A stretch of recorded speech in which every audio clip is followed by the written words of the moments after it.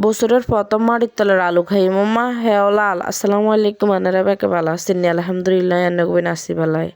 কালকে আমার আর বইনে কায় মাটির তলের আলু আর বাইম লই এসে বাজার মায় কালার দিয়ে হাতা করে চিনতে হারি না অন কালার দিয়ে কি এরম হাইসি যেন বহুত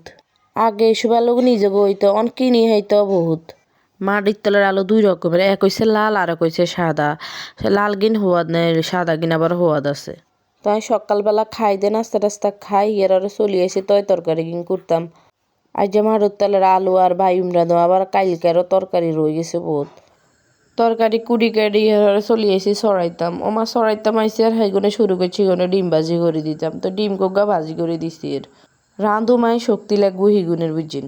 দুনিয়াটা অসাইডে আইসন কি এরম কর না হিগারে হরে দিদি আই সরাই দিছি এর মাটির তলের আলু হ্যাঁ গিয়েছে আগে মাটির তলের আলু মাছরে মাকে কাঁচা রাখতো মা হিগুনে কাঁচাকা গন্ধ কইব তাই আবার মাথায় গেলে একখানে হেজের উপরে বাগার দিয়ে একখানে বালা করে লাড়ি ছাড়িয়ে লাইছি আঙ্গ হিগুনে আবার মাছ ভাজি ছাড়া হিগুনে তরকারি দিলে গন্ধ লাগে খাইতে পারে না আবার আর হড়ি আঙ্গর মাছ ভাজি করতে দেয় না মাছরে কষাই হিয়ারে তরকারি দিতে দেয় মাছ ভাজি করলে হিয়ারের তরকারির স্বাদ নষ্ট হয়ে যায় কিন্তু আঙ্গবার এলারা ভাজি ছাড়া তারা খাইতো না তো আমি কিন্তু দোনো রকম খাইতে পারি আল্লাহর রহমতে আবার মাটির তলে আলু রাইনতে সময় একটু গরম মশলা টসলা দিয়ে রাইনলে একানা হওয়া দেয় হ্যাঁ আলু লাল লাল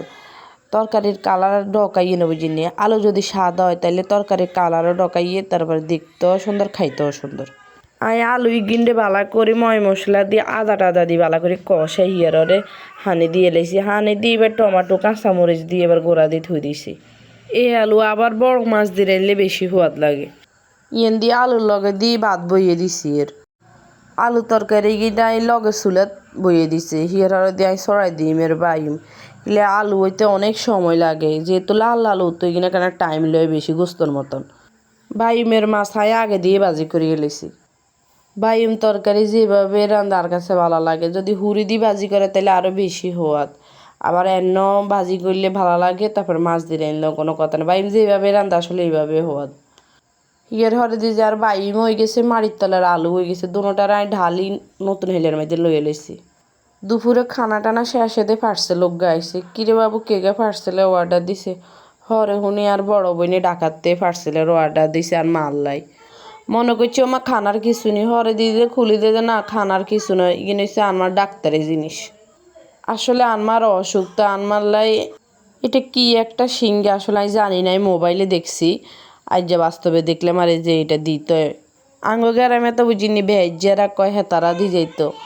নতুন কত ডিজিটাল যে কন বেলে এনে করি দেয় কারণটা কেনে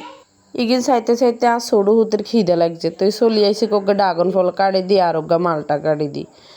কাটি তো দিছি হুদে মিশে হাতে খানান তো খাই না এই আমরা এই বই বিগিন খাইছি হোলা মান্য কি খাইতো চাই কি কইতো চাই এইটাই আই কিন্তু বুঝতে এলাম না বুঝিনি এগুলো দুঃখে মাঝে মাঝে মনে করে গাছের আগা তুলি যায় কিন্তু কি এরম গাছের তো নামতে পারি উঠতে পারি নামতে পারি না এইটাই সমস্যা